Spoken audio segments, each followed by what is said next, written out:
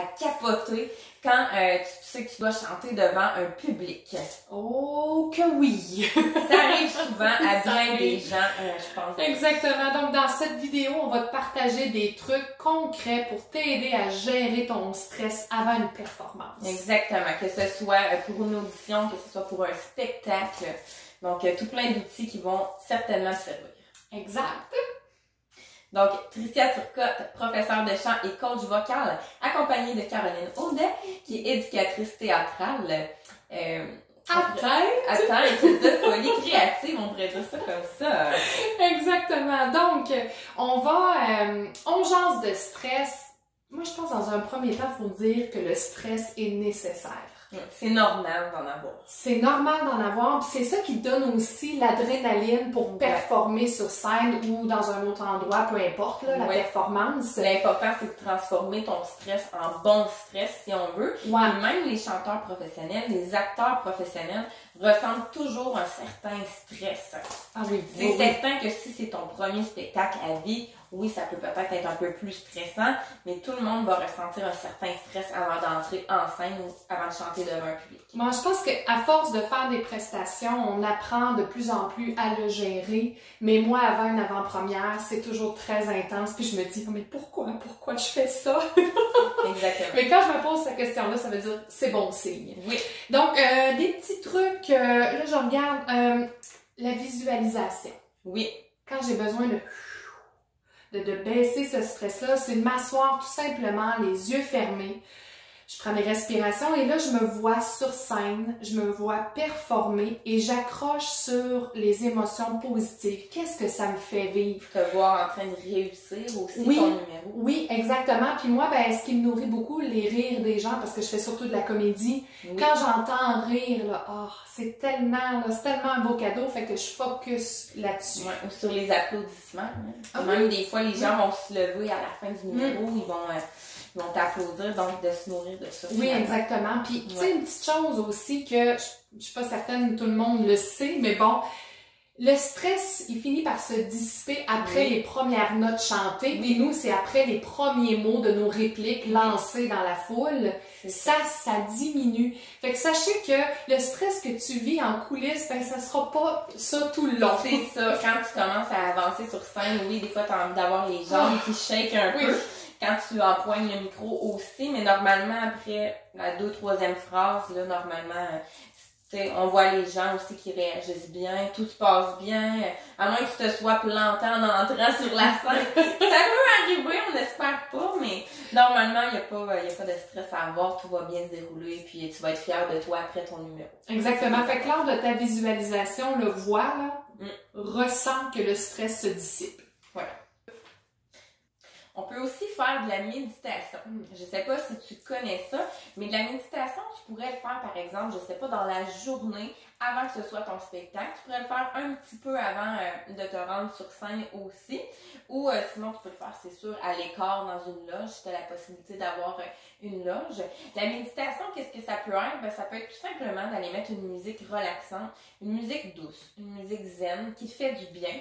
Même pour certaines personnes, à la limite, ça peut être du heavy metal. Oui. C'est cette musique-là, toi, qui te relaxe. Ça dépend des gens, mais c'est vraiment une musique qui, toi, te fait du bien, qui te relaxe. Donc, en fait, c'est de te créer une bulle. Tu sais, comme je le disais, moi, tantôt à Caroline, ben, ça peut être des fois de faire un peu ta personne en social, dans le sens où tu iras pas parler, puis aller écouter les numéros, ça peut être le fun, voir les autres en train de faire leur sketch de théâtre ou faire leurs prestations, leurs chansons, mais des fois, tu vas tellement entendre de paroles que ça peut devenir mélangeant.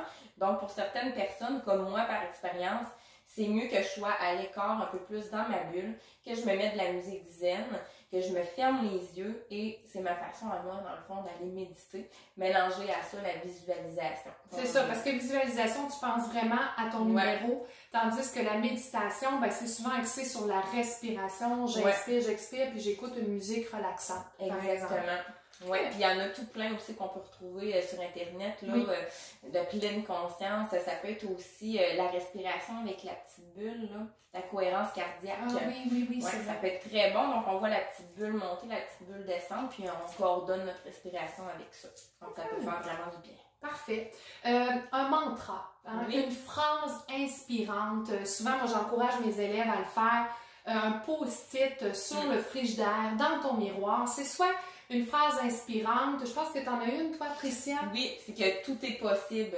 Voilà, ça dit tout. Ou même un petit post-it, je suis fière de toi. Oui, ça peut être une qualité. L'important, c'est de lire, même de le lire à voix haute pour y croire, s'approprier cette belle qualité-là, ou cette belle phrase inspirante. Oui, ou même des fois une posture devant un miroir, une posture de confiance. Ça a été prouvé, là, j'ai déjà lu ça, là, puis même vu ça dans des vidéos, de faire cette posture-là de confiance avec le dos droit plusieurs fois par jour, ben on finit par avoir plus confiance en nous. Okay, donc, c'est un bon moyen. Oui, c'est ça, d'être confiant.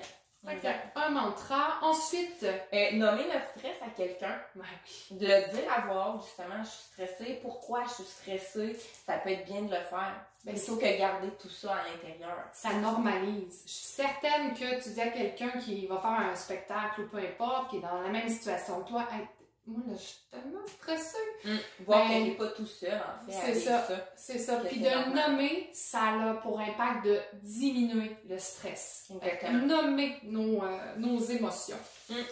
Puis il y a même aussi un petit truc, puis je me questionnais à savoir si en chant aussi vous pouvez le faire, c'est d'interpréter votre chanson devant des personnes de confiance. Alors des membres de la famille, des amis qui vont pouvoir faire des belles critiques constructives. Oui. Ça, des fois c'est un peu plus gênant quand il y a moins de monde. Ça paraît bizarre, mais on dirait qu'on se sent plus regardé, tandis que s'il y a 300-400 personnes, premièrement, souvent les spectacles, on est dans le noir, on voit pas nécessairement les visages. Tandis que là, devant notre famille, nos amis, souvent, sont plus proches. Et souvent, ce qui arrive, c'est qu'on a peur de se faire juger, de se faire critiquer ou de décevoir ceux qu'on aime.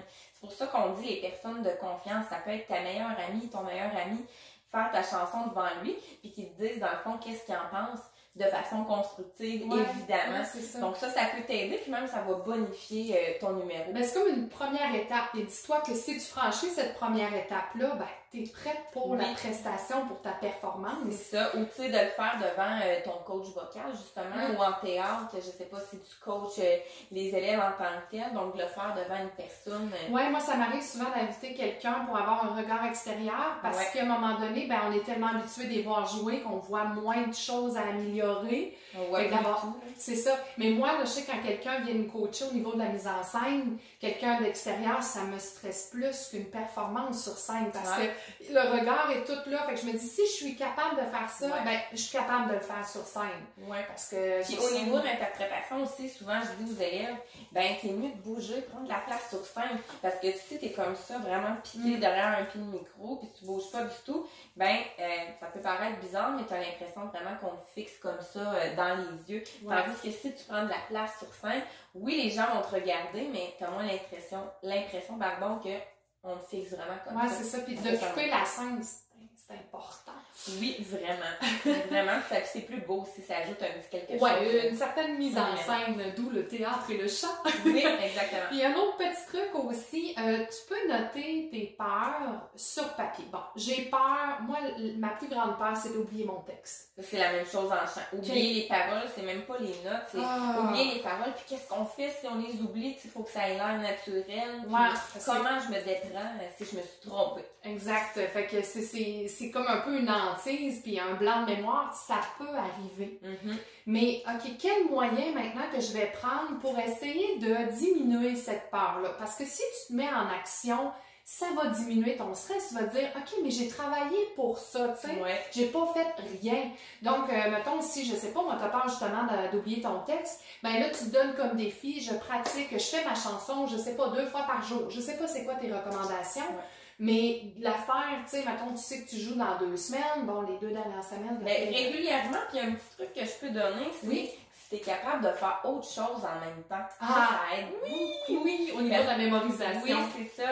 Donc, tu sais, des fois, je l'ai dit, je vais chanter ma chanson, là, je vais m'en aller surfer sur Internet, je vais faire d'autres choses en même temps, je vais colorier, puis je vais chanter. Donc, si mon cerveau est capable de faire les 2 choses, puis que mon texte, je me suis pas trompée du tout, tu peux même t'enregistrer ou demander à quelqu'un qui t'écoute, si je me suis pas trompée du tout dans les paroles en faisant autre chose, normalement, en étant sur scène, je vais être capable de bien le rendre, puis je me tromperai pas dans mes paroles. Moi, je pense à la balieuse, puis je plie mon linge. Fait que c'est merveilleux. Je fais mes tâches ménagères tout en lisant mon texte.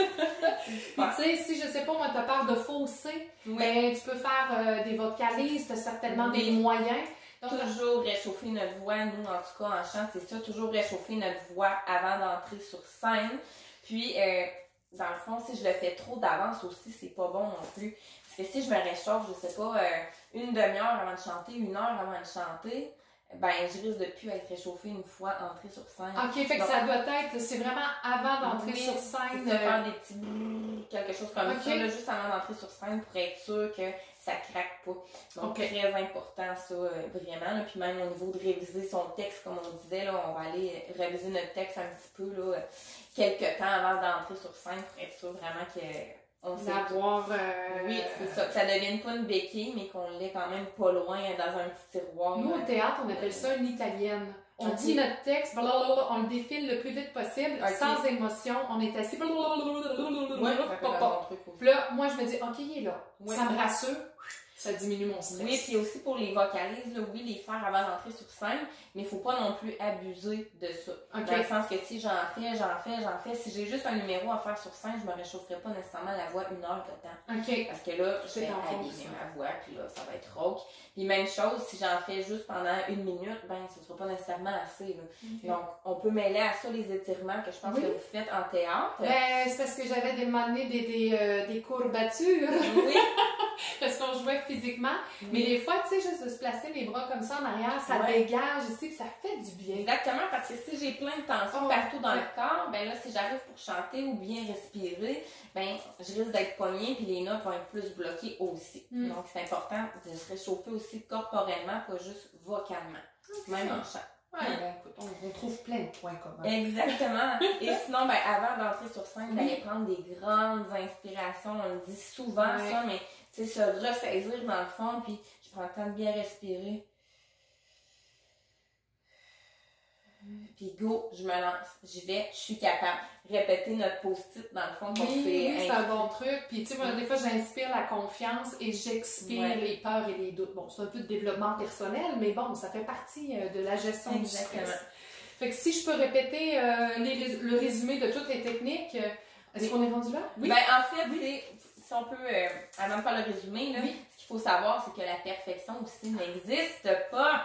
On essaie toujours de chercher la perfection. On veut toujours plaire. On veut toujours que ça soit numéro 1 et qu'il n'y ait aucune fausse note, qu'on se trompe pas du tout dans notre texte. Des fois, on va juste oublier un S. Des fois, dans une chanson en anglais, ça sonnera pas pareil.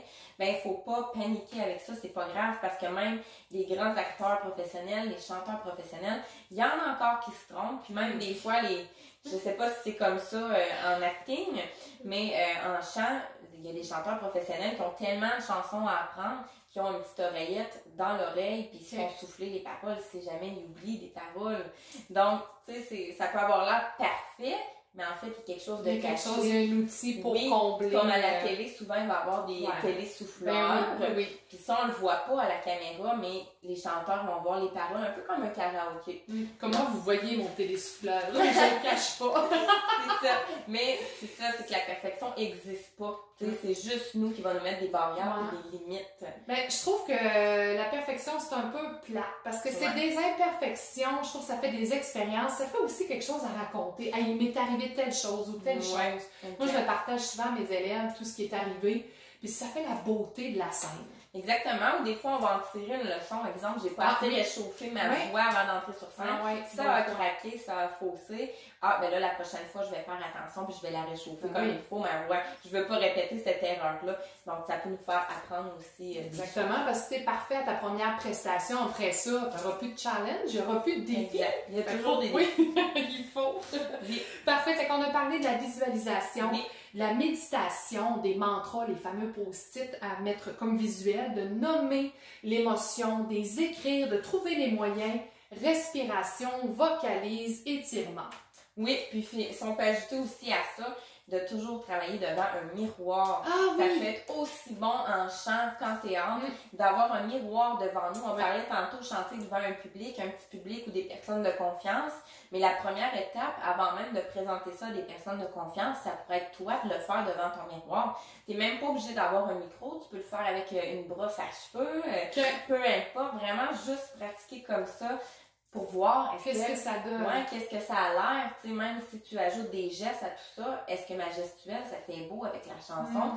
Donc, tu peux le faire devant un miroir. Le miroir doit devenir ton meilleur allié parce que même quand tu vas faire tes étirements ou te placer pour ta posture, tu vas voir si tu es bien placé. Donc, ça doit devenir ton meilleur ami, ton allié, le miroir, très important. En tout cas, en chant, peut-être aussi en théâtre, ça J'ai peut être bon. déjà créé un personnage en me regardant dans le miroir parce que c'est un personnage qui était très difficile. C'était une espèce de clown, mais écoute, c'était un psychiatre en clown. Des fois, tu sais, l'inspiration va venir là parce que tu peux plus voir l'émotion aussi. Oui, puis tu l'as le feeling. T'aimes ça ce que t'as fait ou non, t'aimes pas ça? Fait que quand je voyais que j'aimais ça, je le gardais, puis après ça, j'allais le tester devant les autres, voir qu'est-ce que ça donnait. Ça pourrait aussi, je pense, là, un autre point, là, de s'enregistrer. Tu sais, oui, audio, mais aussi, par exemple, avec un cellulaire qu'on peut mettre, si t'as pas de petit trépied, ça peut être tout simplement le déposer à quelque part, te filmer pour voir comment ça sonne, qu'est-ce que ça a l'air visuellement parlant. Puis s'apprivoiser, parce que c'est pas toujours facile de se regarder. Parce que même au théâtre, des fois, je sais pas, vous devez expérimenter différents types de voix selon le personnage. Donc, tu sais, de s'enregistrer, ben, tu vas voir est-ce que la voix, ça a rapport avec le personnage, finalement. Ouais, pour voir si ça connecte ou pas. On a une autre capsule, justement, si vous voulez aller voir ça, qui est sur analyser son texte, son personnage. Donc, entrer dans la peau d'un personnage. Donc, n'hésitez pas à cliquer sur cette vidéo-là. Donc, voilà. Merci pour cette capsule, Caroline. Ça a été un plaisir! Donc, c'était Caroline Audet, éducatrice théâtrale atteinte de folie créative. Et Tricia, professeure de chant et coach vocal. À la prochaine. Bye bye!